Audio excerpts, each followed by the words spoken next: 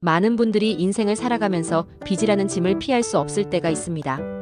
특히 노후에 소득이 줄어들거나 갑작스러운 사고와 질병으로 생활이 어려워지면 빚은 눈덩이처럼 불어나고 그 결과 일상 자체가 흔들리게 됩니다. 그런데 최근 정부가 내놓은 중요한 제도가 있습니다. 바로 기초생활수급자를 포함한 취약계층을 대상으로 한 배드뱅크 사업입니다. 이름만 들으면 다소 낯설 수 있지만 쉽게 말해 빚 때문에 삶이 무너지는 일을 막고 다시 일어설 기회를 주겠다는 정책입니다. 배드뱅크 사업의 기본 구조는 간단합니다. 은행이나 카드사, 대부업체 등 금융회사가 갖고 있는 회수 불가능한 부실 채권을 공공기관이 매입한 뒤 이를 재조정해 채무자에게 상환 부담을 줄여주는 방식입니다. 기초생활수급자처럼 이미 소득이 거의 없거나 최소한의 생계조차 국가의 지원을 받아야 하는 사람들에게는 사실상 전액 탕감까지 가능하도록 설계되어 있습니다. 단순히 채무를 없애주는 것이 아니라 사회가 한 사람의 재기를 돕기 위해 구조의 틀을 바꿔주는 것이지요. 예를 들어 60대 중반의 어씨가 있다고 가정해봅시다. 젊었을 때는 성실히 일하며 가정을 꾸려왔지만 50대 후반에 건강이 악화되면서 직장을 그만두고 소득이 끊겼습니다. 생활비와 병원비를 감당하기 위해 신용카드 현금 서비스와 대출을 이용했는데 원금을 갚지 못하면서 연체 이자와 수수료가 불어나 몇 천만 원의 빚으로 불어났습니다. 결국 법적 소송에 시달리며 생활고에 빠졌습니다. 이런 경우 배드뱅크 사업을 통해 채무를 조정받게 되면 일부 원금은 탕감되고 나머지는 현재의 소득 수준에 맞춰 소액으로 장기간 분할 상환하게 됩니다. 만약 완전히 상환 능력이 없는 상황이라면 아예 면제 결정도 가능해집니다. 이렇게 되면 어씨는 매달 쌓여가는 이자, 압박에서 벗어나 최소한 인간다운 삶을 유지할 수 있는 발판을 얻게 되는 것입니다. 저는 이 제도가 상당히 필요하다고 생각합니다. 왜냐하면 빚을 진 모든 사람이 무책임해서 그렇게 된 것은 아니기 때문입니다.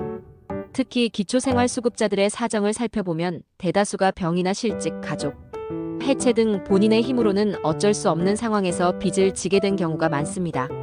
하루 벌어 하루를 사는 사람들이 원금은커녕 이자를 갚을 여력이 없다는 사실은 누구나 쉽게 짐작할 수 있습니다. 그런데 이들에게 끝없는 채권 추심과 압박만 남긴다면 사회적 낙오자로 남을 수밖에 없겠지요. 결국 국가가 나서서 최소한의 회생 기회를 마련해주는 것이 더 큰 사회적 비용을 줄이는 길이라고 봅니다. 물론 반대 의견도 존재합니다. 일각에서는 빚을 탕감해주면 도덕적 해이가 생기는 것 아니냐, 열심히 빚 갚는 사람만 바보 되는 것 아니냐라는 불만이 나올 수 있습니다. 하지만 실제 현장에서 기초생활수급자들을 만나보면 이 제도를 악용할 여력이 있는 사람은 거의 없습니다. 이미 금융권에서 신용이 막혀 추가 대출도 불가능하고 생계조차 버겁기 때문에 의도적으로 빚을 내서 탕감을 노리는 사례는 극히 드뭅니다. 따라서 이 정책은 도덕적 해이보다는 사회적 안전망의 성격이 훨씬 강합니다. 더 나아가 저는 배드뱅크 사업이 단순히 채무 정리에서 끝나지 않고 재무 교육과 일자리 연계 프로그램과 함께 운영되어야 한다고 생각합니다. 단순히 빚을 없애주는 것만으로는 같은 문제가 반복될 가능성이 있습니다.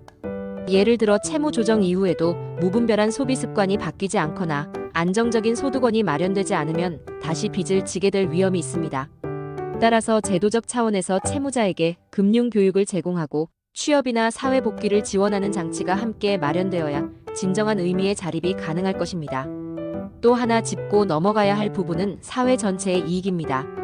부실 채권은 금융권에 그대로 남아있을 경우 결국 금융 시스템 전체를 불안하게 만들 수 있습니다.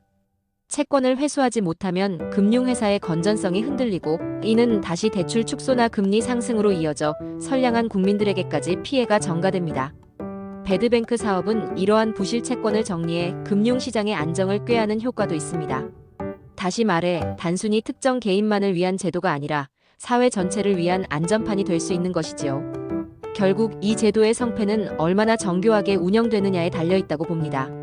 만약 무분별하게 적용되면 재정 부담만 커지고 실효성은 떨어질 수 있습니다. 반대로 진정으로 필요로 하는 사람들에게 정확히 지원이 이루어지고 사후 관리까지 체계적으로 이루어진다면 이는 우리 사회가 더 따뜻하고 공정한 방향으로 나아가는 중요한 발걸음이 될 것입니다.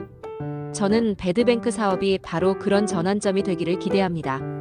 빚 때문에 좌절한 사람들이 다시 사회의 구성원으로 설 수 있도록 돕는 것, 그것이야말로 복지국가가 지향해야 할 진정한 모습이라고 생각합니다.